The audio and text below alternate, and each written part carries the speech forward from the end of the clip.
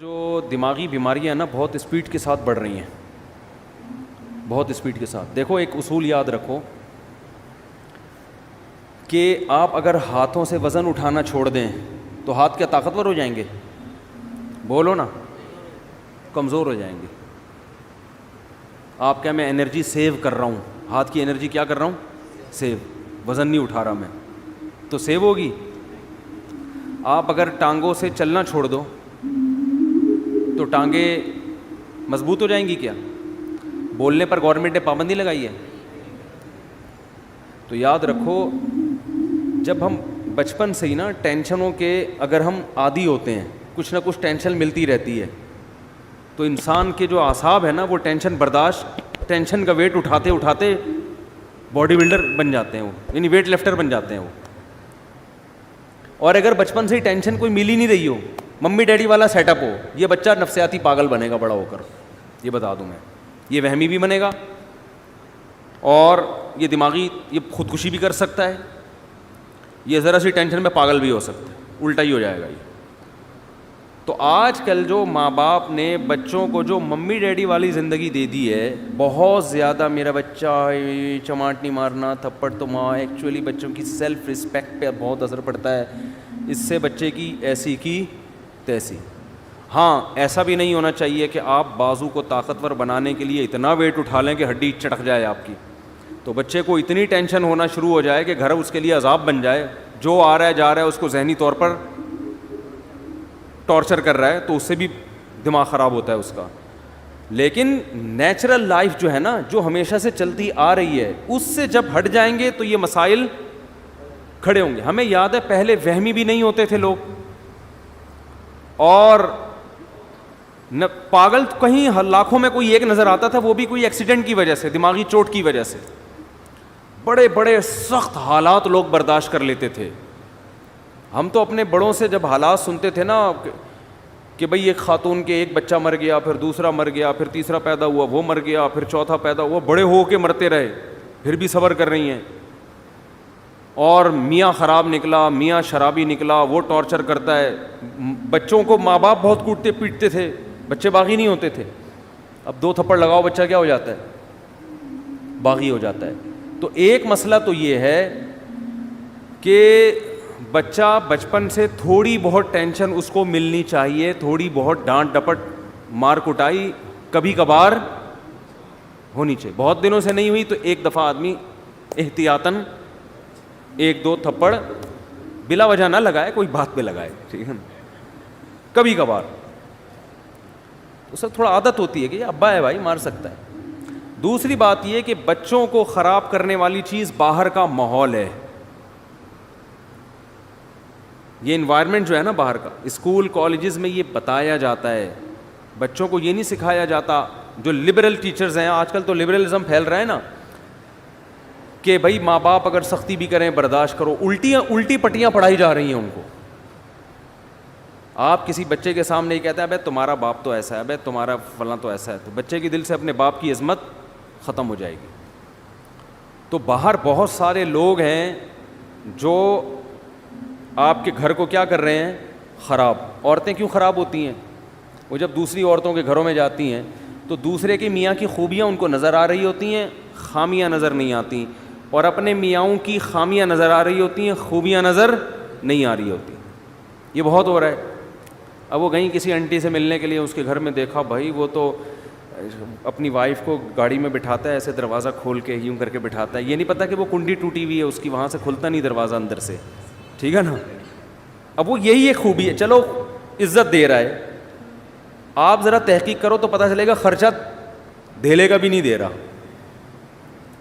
مجھے کبھی پچھلے ہفتے ایک فیملی کا میٹر سامنے آیا کہ خاتون نے کسی نے بتایا کہ وہ شوہر اس خاتون کو بہت عزت دیتا ہے, بہت رسپیکٹ کرتا ہے اپنی وائف کو. دیکھیں ایک وہ شوہر ہے, اتنی رسپیکٹ, اتنی عزت, اور اتنی اس کے غم میں شریک ہوتا ہے, اس سے اپنی باتیں شیئر کرتا ہے. اور ایک ہمارے میاں ہیں, وہ خاتون بتا رہی ہیں مجھے, ایک ہمارے میاں ہیں. میں نے تحقیق کی, میں نے کہا مجھے پتہ چلا کہ وہ جو اتنی عزت دے رہے ہیں نا میاں, اس کی بیوی جاب کر رہی ہے, اپنا خرچہ اپنے بچوں کا خود اٹھا رہی ہے, میاں اپنا خرچہ الگ اٹھا رہے ہیں. اور یہ جو خاتون ہے نا جن کے میاں اتنی عزت نہیں دے رہے, یہ سارا خرچہ خود اٹھا رہے ہیں. میں نے کہا آپ کا میاں اس سے کروڑا گنا بہتر ہے. یہ انگریز والے اخلاق ہے تھینک یو کہنے والے, روکڑا خرچ کرنے کا ہے ہی نہیں. اور بھائی تمہارے میاں نے تمہیں گھر دے دیا لے کے, تمہیں گیس بجلی کا, اب ایک تھینک یو رہ گیا اس کی زبان پہ, چھوڑ دو یار, اس میں کیا جا رہا ہے یار. ساری ذمہ داری تمہارے میاں نے تمہاری اور تمہارے بچوں کی اٹھائی ہوئی ہے. تو اب وہ اس طرح سے عزت نہیں دے رہا, دے تو بہت اچھی بات ہے, لیکن اس کی عزت دیکھ کے دھوکا مت کھاؤ. اس کو بولو کہ ایسا کر, تو ایسا کر کے, اچھا بیگم کو بولو کہ ٹھیک ہے, اس خاتون کا شوہر بولے ٹھیک ہے بیگم اب میں اتنے ہی پیسے تمہیں دوں گا جتنا وہ اپنی بیوی کو دے رہا ہے, اور اس کے بدلے تھینک یو مجھ سے صبح شام 25 دفعہ لے لیا کرو, ہر بات پہ تھینک یو اور عزت دو. عورت تیار ہوگی, عورت کہے گی پیسے دے دیا کرو, بے شک اس سے پہلے 10 گالیاں اور اس کے بعد 20 گالیاں. اگر آپ کا سیٹ آپ کو 25-30 گالیوں کے بعد 50,000 روپے دے, آدمی کہتا ہے 25 اور دے دے لیکن پیسے دے دے. قربانی تو یہ ہے نا, بہت مشکل ہے, بہت مشکل. اسی طرح بہت سے والدین اپنی اولاد پہ خرچ کر رہے ہیں, خون پسینہ بہا کے, رکشے چلا کے, ٹھیلے لگا کے اپنے بیٹے کو کھلا رہا ہے. بیٹا 1-2 تھپڑ سے بدگمان ہو جاتا ہے کہ میرا باپ مجھے مارتا ہے, میرا باپ مجھ سے کٹائی کی تھی. بہت بے شرمی کی بات ہے, وہ تیرا باپ تیرے لیے کما رہا ہے, خون پسینہ بہا کے تیری روٹی کا انتظام کر رہا ہے, عزت کے ساتھ تجھے گھر میں بٹھایا ہوا ہے. تو کسی کے بھی احسانات دیکھے جاتے ہیں, احسانات کا حجم زیادہ ہے تو یہ چند چیزیں اگنور کی جاتی ہیں, ورنہ تو پھر انگریز ہم سے بہت اچھے ہیں, ایک دھیلا بھی خرچ نہیں کرتے, نہ اپنی اولاد پہ نہ اپنی بیوی پہ. بات کا اسٹائل دیکھو انگریزوں کے, یہ گالیاں ہیں جو ہمارے یہاں چل رہی ہیں انگلش میں ہوں گی, اتنی بری لگتی نہیں ہے وہ انگلش میں, ٹھیک ہے نا, لیکن کوئی ذمہ داری اٹھانے کے لیے تیار ہے ہی نہیں. ہمارے ایک دوست امریکہ میں, انہوں نے کہا کہ یہاں کسی گوری سے, کم عمر لڑکی سے اگر کوئی انگریز کہہ دے نا میں تم سے شادی کرنا چاہتا ہوں, خوشی سے بے ہوش ہو جائے گی. کیوں؟ اس کو پتہ ہے کوئی شادی نہیں کرتا, سب گرل فرینڈ بنا کے مزے اڑائیں گے بس. تو ذمہ داری تو ہمارے ہاں اٹھائی جاتی ہے, ہمارے ہاں مرد اپنے کندھوں پہ بچوں کا بوجھ بھی, بہنوں کا بوجھ بھی, ماں باپ کا بوجھ بھی, اور ایک بھائی اگر بے روزگار ہے اس کا بوجھ بھی, وہ بھی پان گٹکی کے پیسے بڑے بھائی سے لے رہا ہوتا ہے. سارے بوجھ اٹھا کے اگر 8-10 گالیاں روزانہ دے, اس کا حق بنتا ہے کہ گزرتے ہوئے ویسے ہی گالیاں پارسل کر کے جایا کرے. اس کو اتنا تو رائٹ دو نا, اتنا پیسہ خرچ کر رہا ہے بھائی. نہیں آ رہی بات تو رہنے دو, جیسے چل رہے ہو ویسے ہی ٹھیک ہے. تو یہ بھی بڑا مسئلہ ہے کہ آپ کی اولاد کو جو باہر لوگ ہیں وہ کیا کرتے ہیں, خراب. اس زمانے میں بچوں کو باہر دوستیاں لگانے مت دو, بگڑیں گے. ان کو صحیح راستہ دکھانے والے کم ہوتے ہیں, بگاڑنے والے مارکیٹ میں زیادہ ہوتے ہیں. تو ایک وجہ تو وہ ہے کہ ٹینشن آج کل لوگوں کے پاس ہے ہی نہیں نا. تو جب تھوڑی, آپ کو پتہ ہے سویڈن میں خودکشی کا ریشو سب سے زیادہ ہے, اور اس کی وجہ یہ ہے کہ سویڈن ٹینشن فری ملک ہے.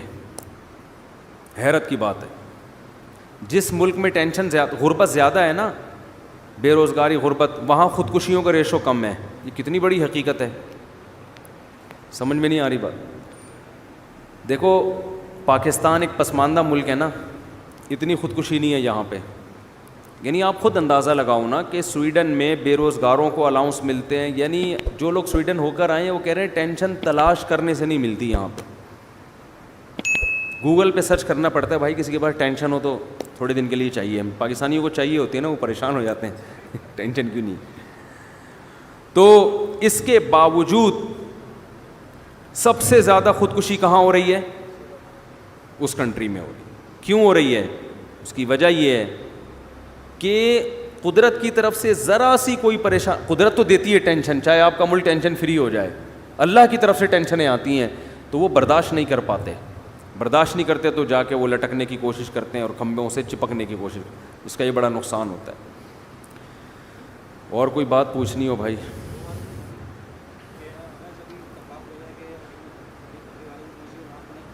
دیکھو بات کسی مسلک کی نہیں ہے, جس کا عقیدہ شرکیہ ہے اس کے پیچھے نماز جائز نہیں ہے. سمجھتے ہو؟ اسلام میں آپ جیسے کسی کو دائرہ اسلام سے نکال نہیں سکتے, زبردستی لا بھی نہیں سکتے دائرہ اسلام میں. لوگ بہت براڈ مائنڈڈ بنتے ہیں کہ ہم ہر ایک کے پیچھے نماز پڑھ لیتے ہیں. ایسا نہیں ہوتا. آپ کو جوڑ پیدا کرنے کے لیے اسلام کی جو حدود ہیں, جو باؤنڈری اسلام نے کھینچی ہے, اس باؤنڈری کے اندر رہنا پڑے گا. اور ایک بات خوب اچھی طرح سمجھ لیں, پہلی بات تو یہ ہے کہ جس کا عقیدہ شرکیہ ہو اس کے پیچھے نماز جائز نہیں ہے, چاہے اہل حدیث ہو, چاہے دیوبندی ہو, چاہے بریلوی ہو, چاہے کوئی بھی ہو. عقیدہ شرکیہ ہے تو اس توحید پرست ہونا ضروری ہے. دوسری بات یہ ہے کہ جوڑ پیدا کرنے کے لیے آج کل یہ بھی ایک ٹرینڈ چل نکلا ہے کہ بس لوگوں کو دین پہ لے کر آنا ہے. اس کے لیے اسلام کی جو بیسک اصول ہیں انہی کی دھجیاں اڑا دی جاتی ہیں. تو لوگوں کو دین کے قریب کرنے کے لیے آپ جو اسلام کے بنیادی اصول ہیں, اسلام نے جو باؤنڈری کھینچی ہے, اس میں تبدیلی نہیں کر سکتے. نبی صلی اللہ علیہ وسلم نے 13 سال مکہ میں دعوت دی ہے, چند لوگوں کے سوا کوئی بھی ایمان نہیں لے کر آیا. اور مشرکین کیا کہتے تھے کہ تھوڑی سی لچک پیدا کر دیں, تھوڑی سی ہماری بات مان لیں. آپ نے مصلحتاً بھی ان کی بات نہیں مانی کہ اسلام کی جو بنیادی احکام ہے نا ان میں کمپرومائز نہیں ہوگا. جن چیزوں کا انتظامی معاملات سے تعلق ہے, مینجمنٹ سے, ان میں تو جیسے صلح حدیبیہ میں آپ نے بہت ساری چیزوں میں مانی ان کی بات, لیکن اگر وہ یہ معاہدہ کرتے کہ آپ ایک نماز چھوڑ دیں تو نبی اس شرط کو تسلیم نہیں کرتے. بھائی نماز بھی نہیں چھوڑ سکتے, روزہ بھی نہیں چھوڑ سکتے, داڑھی بھی نہیں کاٹ سکتے ہم, ٹھیک ہے نا, چوری کو جائز بھی نہیں, زنا کی بھی اجازت نہیں ہو سکتی. تو اسی طرح یاد رکھو آج کل ایک بہت بڑا مسئلہ یہ ہو گیا ہے کہ ہماری حدود ساری ختم ہوتی چلی جا رہی ہیں.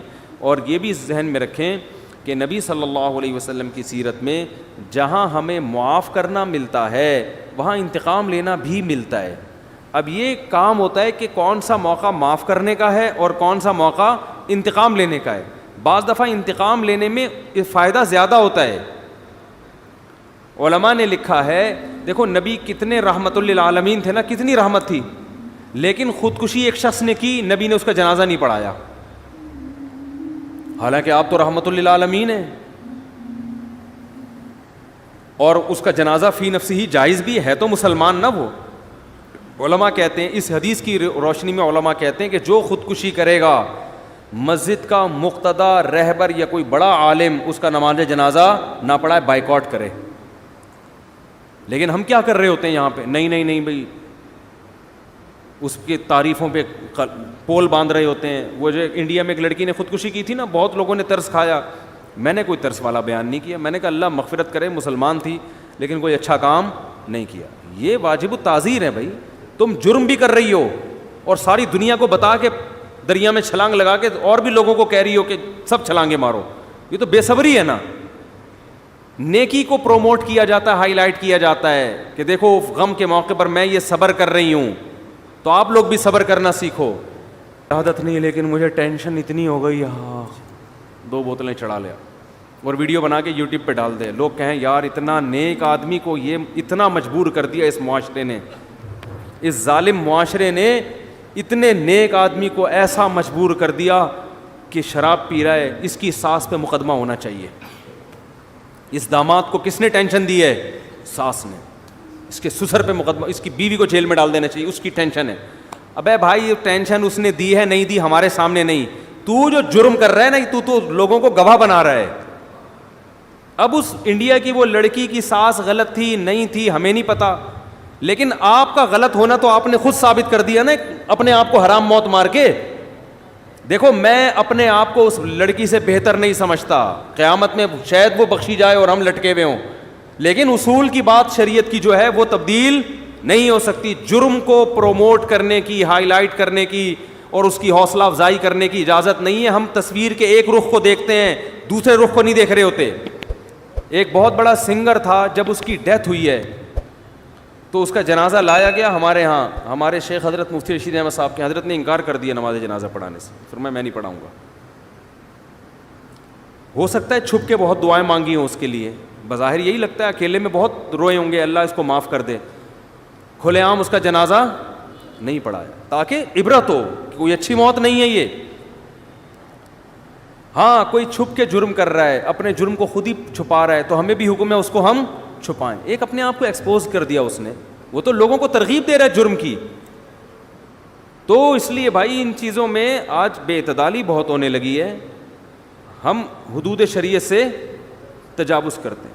مجھے کچھ سنگر لوگ ملتے ہیں کہ ہم نے توبہ کر لی ہے, ہم پہلے ایسے تھے, ہم یوں تھے, ہم یوں تھے.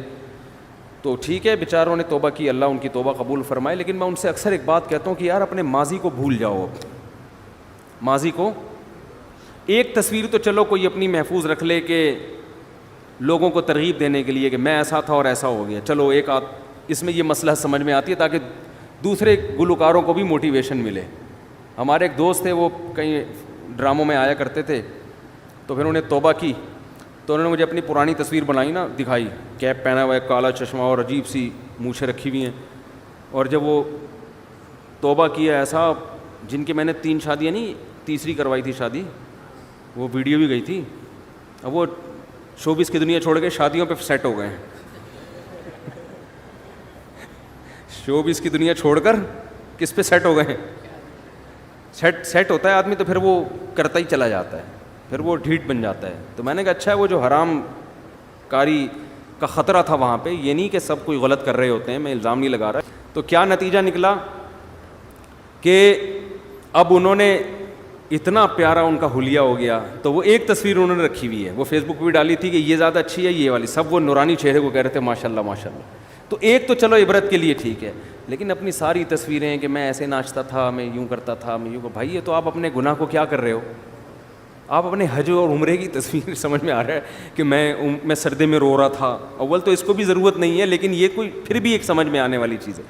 تو اپنے گناہ کی یادگاریں محفوظ رکھنا یہ اچھا کام نہیں ہے. نبی صلی اللہ علیہ وسلم نے فرمایا کہ ایمان کی مٹھاس کا, حدیث کا مفہوم ہے, اس وقت انسان کو محسوس ہوتی ہے جب وہ کفر کی دنیا یا گناہ کی دنیا میں جانے کو اتنا برا سمجھے جیسے آگ میں چھلانگ لگانے کو. اس کو اتنی نفرت ہو اس ماضی کی دنیا سے کہ میں نے کس گند میں زندگی گزار رہا تھا. پھر اس کا مطلب ہے خاندانی توبہ کی ہے اس نے. سمجھتے ہو کہ نہیں سمجھتے ہو؟